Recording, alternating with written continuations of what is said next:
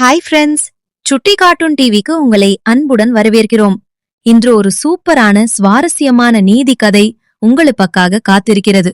வாங்க கதையை ஆரம்பிக்கலாம். பசுமை போர்த்தி நிற்கும் ஒரு அழகிய கிராமம்.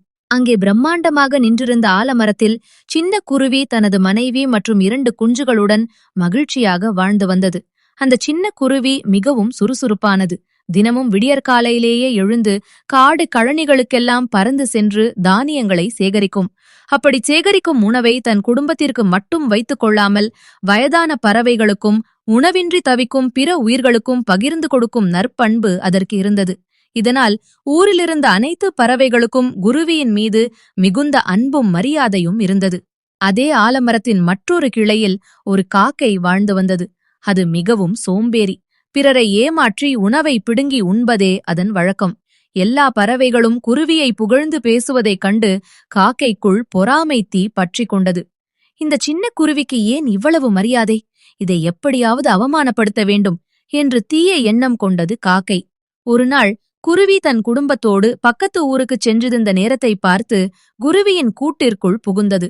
குருவி சிறுகச் சிறுகச் சேமித்து வைத்திருந்த தானிய மணிகள் முழுவதையும் திருடிக்கொண்டு போய் தன் கூட்டிற்குள் ஒளித்து வைத்தது.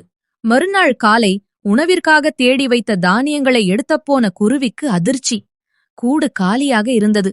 உணவின்றி அதன் குஞ்சுகள் பசியால் அழுதன. குருவியின் மனைவி வருத்தத்துடன், யாரோ நம் தானியங்களை திருடிச் சென்று விட்டார்கள். இப்போது குழந்தைகளுக்கு என்ன கொடுப்பது என்று கண்ணீர் விட்டது. ஆனால் குருவி பதற்றமடையவில்லை. அது தன் மனைவியிடம், வருத்தப்படாதே, யாரோ மிகவும் பசியாக இருந்திருப்பார்கள், அதனால் எடுத்திருக்கலாம். இதற்காக நாம் முடங்கிவிடக்கூடாது.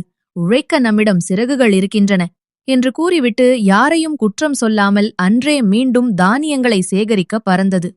குருவியின் இந்த அமைதியையும் தன்னம்பிக்கையையும் பார்த்தத காக்கைக்கு ஏமாற்றமாக இருந்தது. சில நாட்கள் கழித்து வானம் இருண்டது. மின்னல் வெட்டி இடி இடித்தது.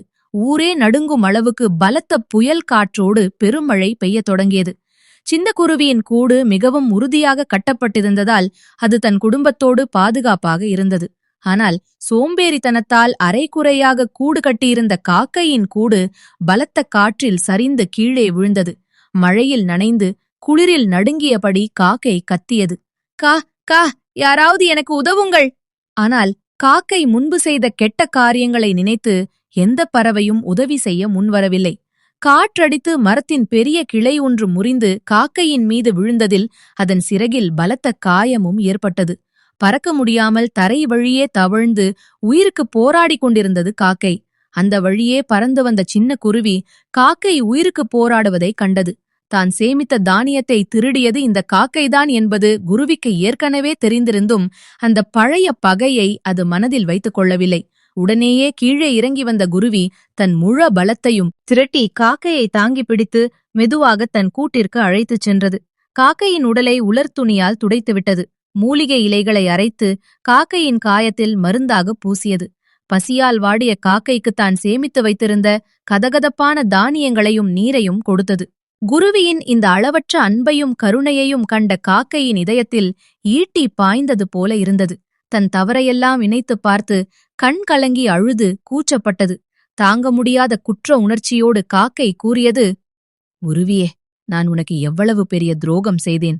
உன் தானியங்களை திருடியது நான்தான். என்னை எல்லாரும் நேசிப்பதைக் கண்டு பொறாமைப்பட்டு உன்னை அழிக்க நினைத்தேன். ஆனால் நீயோ என் உயிரை காப்பாற்றியிருக்கிறாய். என்னை மன்னித்துவிடு. நான் மனிதனே இல்லை. அதை கேட்ட குருவி புன்னகையுடன் காக்கையின் தோளை தொட்டு, காக்கையாரே, கவலைப்படாதே. தீங்கு செய்தவனுக்கு திரும்ப தீங்கு செய்வது வீரமல்ல. நாம் செய்த தவறை உணர்ந்து இனிமேல் தவறான வழியில் போக மாட்டேன் என்று திருந்துவதே உண்மையான அழகு. உனக்கு அந்த மனம் வந்துவிட்டது, அதுவே போதும் என்றது. குருவியின் மாண்பைக் கண்டு காக்கை நெகிழ்ந்து போனது. அன்றிலிருந்து தன் கெட்ட பழக்கங்கள், பொறாமை உணர்வுகள் அனைத்தையும் விட்டுவிட்டு நல்ல வழியில் உழைத்து வாழத் தொடங்கியது. ஆலமரத்தின் கிளையில் சின்ன குருவியும் காக்கையும் பிரிக்க முடியாத சிறந்த நண்பர்களாக மாறி மற்ற பறவைகளுக்கெல்லாம் முன்மாதிரியாக வாழ்ந்தன. இந்த வீடியோவுக்கு ஒரு லைக் பண்ணுங்க. உங்கள் நண்பர்களுடன் ஷேர் பண்ணுங்க. இன்னும் இது போன்ற அருமையான கதைகளை பார்க்க சுட்டி கார்ட்டூன் டிவியை சப்ஸ்கிரைப் செய்து பெல்லை அழுத்த மறக்காதீங்க. மீண்டும் ஒரு புதிய கதையுடன் சந்திப்போம். நன்றி, வணக்கம்.